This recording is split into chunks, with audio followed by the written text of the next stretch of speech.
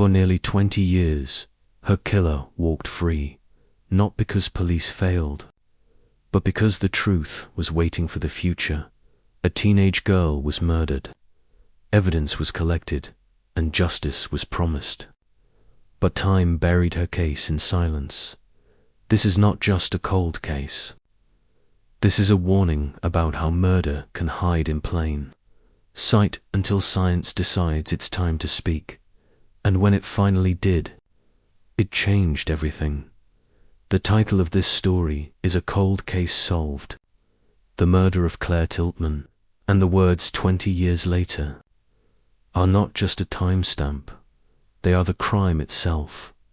For 2 decades, someone lived freely while a family waited.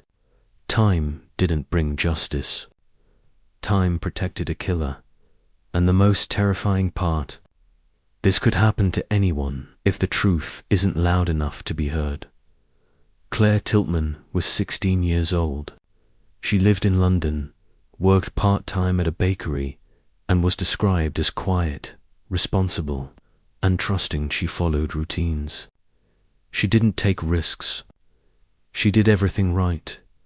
Claire believed the short walk home from work was safe. She believed normal life protected normal people. That belief would cost her everything. In November 1993, Claire finished her evening shift. She stepped outside and began the walk she had taken countless times before. She never made it home. Hours later, her body was discovered in a nearby alleyway. She had been violently attacked. There were no screams heard. No witnesses who could identify a face. Only a sudden, irreversible silence. Police moved quickly. The area was sealed. Forensic samples were collected, but this was the early 1990s.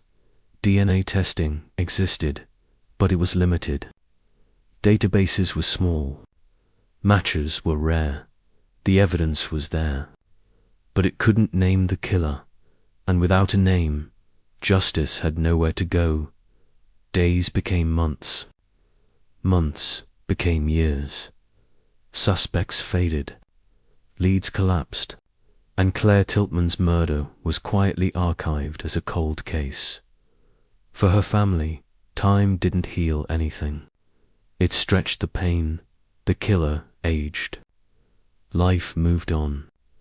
But the truth stayed frozen in evidence storage. Years later, science caught up. DNA technology advanced. Old samples became valuable again. Cold cases were reopened across the country.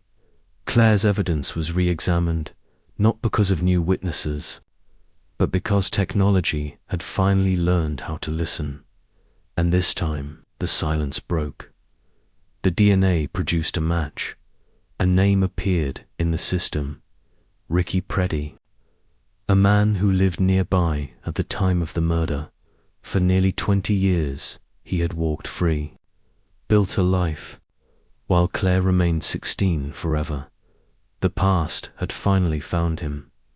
Preddy was arrested. The evidence spoke clearly now, with scientific certainty. In court, there were no theories, no assumptions, only facts that the jury delivered the verdict. Claire's family had waited decades to hear.